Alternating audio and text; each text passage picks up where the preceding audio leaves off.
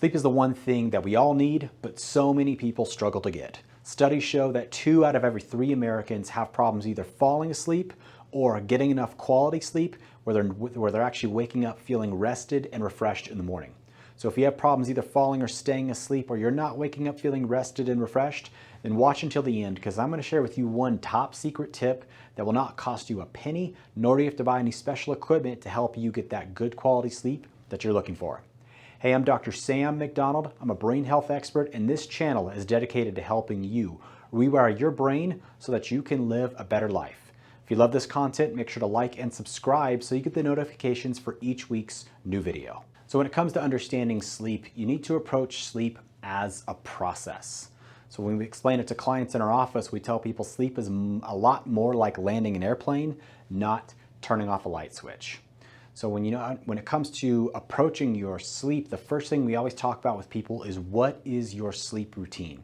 So your brain learns through repetition and it pays attention to cues. So you need to start cueing your brain in order to get it to start to understand that it's time to wind down, it's time to go to sleep. So one of the first steps we always tell our clients and we talk about is, what's your sleep routine? So let's take a typical parent who's got kiddos, you're trying to get them ready for bed. What we start to instruct and advise our clients to do when it comes to improving their own sleep quality is take yourself through the same kind of bedtime routine that you would your kiddo, especially if they're younger. You're trying to teach them these sleep habits and these sleep bedtime routines. You need to have the same kind of thing. So if you're a person, let's just say you want to get your kiddos ready for bed, start to go through the same process. So brush their teeth, brush your teeth, wash your face, whatever your bathroom habits may be. You get them ready for bed, maybe you're reading them a book, and then they're asleep. Now it's your turn to do the same kind of thing. So maybe you need to do your bathroom routine, you head into your room, read a book, whatever it may be, those simple processes, and keeping things isolated and ordered in where they need to be, meaning that your bed needs to be a place for sleep. It doesn't need to be a place for work or for playing on your phone or a tablet or anything like that, because that's going to cue your brain that, hey, when I'm in this room and I'm in this spot, this is time to sleep. It's not time to do any kind of work or play on Facebook or social media or any of those kind of things. This is a place for sleep. So your brain's going to pay attention to those cues. Next thing you need to understand is the basic things that you can do to stack the deck in your favor. These are very common tips that most people already know, but if you don't, these 3 things can help stack the deck in your favor. So the first one, obviously, being avoiding phone, electronics, tablets, those kind of things, because any kind of blue light coming from those devices, regardless of what they are, is going to interfere with your circadian rhythms, and it's going to trick your brain into thinking that it's actually earlier than it really is.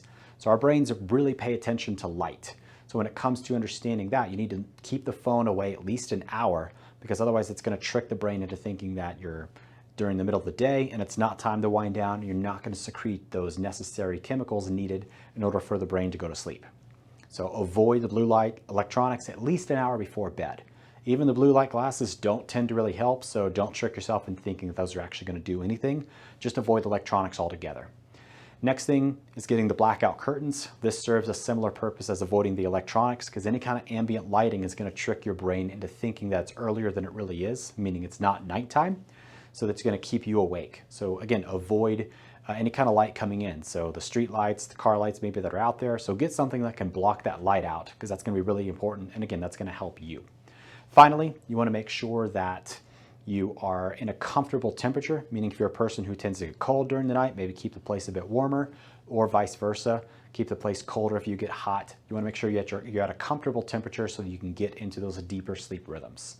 So all that stuff is really great information, but all that really pales in comparison to the most important thing, which is how well your brain and nervous system are functioning.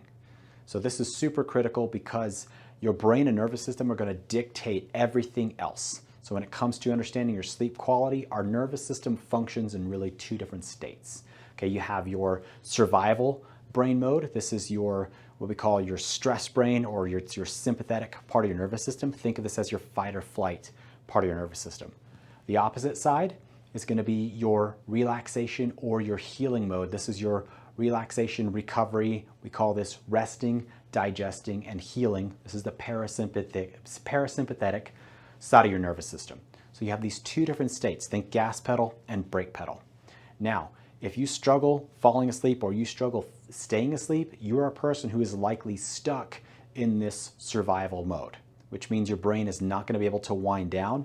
When it comes to brainwave language, we talk a lot about your brain being stuck in a beta mode. Beta is your active, awake, and stressed brainwave. If you're stuck in this beta brainwave mode, then you're not going to be able to drop into these deeper sleep stages. On the counter flip side of that, if you're able to access the parasympathetic healing mode, then you're able to drop into those deeper sleep stages. So it's really important. So as we talk about that sleep cycle, understand too with these brain waves, you have to go through each one of these, again, much like landing an airplane, in order for the brain to get into these deeper sleep stages and in order for you to have a super healthy, restful night's sleep. So if you're a person who, once your head hits the pillow, you're out, understand that that's probably not a healthy sleep stage because you're not going through this whole process in order to get into those dreaming stages and then that deep delta, really healing, restful energy restoration type of sleep. Cueing the brain to be able to do that, you take your brain from that active, awake beta brain, then you're dropping it down into alpha. So if you're a person who likes to read or meditate or anything like that, that can be a really helpful way to get you into that alpha brainwave state. But the top secret tip that's going to help you get into these deeper sleep stages more than anything else is belly breathing. So if you've never heard of belly breathing, this is also called diaphragmatic breathing. This is our top secret tip that we use with everybody. And so far we are 100% effective in helping people restore and improve their sleep quality through doing this. Reason for that is because that parasympathetic healing part of your nervous system is mainly innervated by the vagus nerve. The vagus nerve is this big long nerve that comes out from your brain stem and it comes all the way down and it actually pierces your diaphragm and innervates your digestive system. So just a sidebar, if you're a person who struggles with digestive issues, you may have a vagus nerve problem.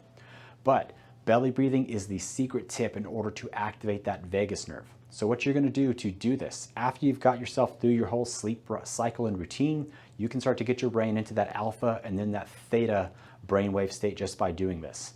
Theta is where we sleep. This is our light sleep, and this is our deep relaxation part of our brain. This is also where we dream. So if you're a person who doesn't dream, this is going to be really helping you. This is really going to help you with that. So in order to do the belly breathing, what you're going to do is place your hands right below your rib cage, and you're going to breathe in. And it's going to feel really weird if you're a person who's not comfortable doing this because you're going to push your belly out as you breathe in. And by doing that, you're accessing and stretching that vagus nerve by activating the diaphragm. So breathe into your belly. You're going to push that belly up towards the ceiling, and you're going to breathe out, and that belly's going to come back in. It's going to feel really weird to you if you've never done this before because you likely have neuroplastically or rewired your brain to breathe with your neck and your shoulders, not your belly. So what we instruct people to do is lay on their back, breathe in, push that belly up as you breathe in, and then let that belly come back in as you breathe out. So that's the mechanics of it. You want to push the belly out as you breathe in. You want to bring the belly in as you breathe out. The next thing you want to do is then get the rhythm. So we have the mechanics. Now we need to get the proper rhythm for how to do this. Most commonly what we found is that if you breathe in for a count of 3, you hold that for a count of 3, and then you breathe out for a count of 6. This seems to work really, really well with almost everybody. And the reason we want to do that is because every time you breathe in, you're actually activating that stress part of your nervous system. But every time you breathe out, you're activating that relaxation part of your nervous system. So we want to stimulate that twice as much. So what we tell people to do is when they're laying down, lights are off, start breathing in for a count of 3. You have your eyes closed, you hold that for 3, and then you breathe out for 6. And just start going through that process. Breathe in for 3, hold for 3, breathe out for 6. And you keep doing that, and what's going to happen is it's going to start to cue the brain into that relaxation mode, and before you know it, you're going to nod right off to sleep. On that note, you should be healthy by choice, not by chance, and for that reason, I will see you on the next video.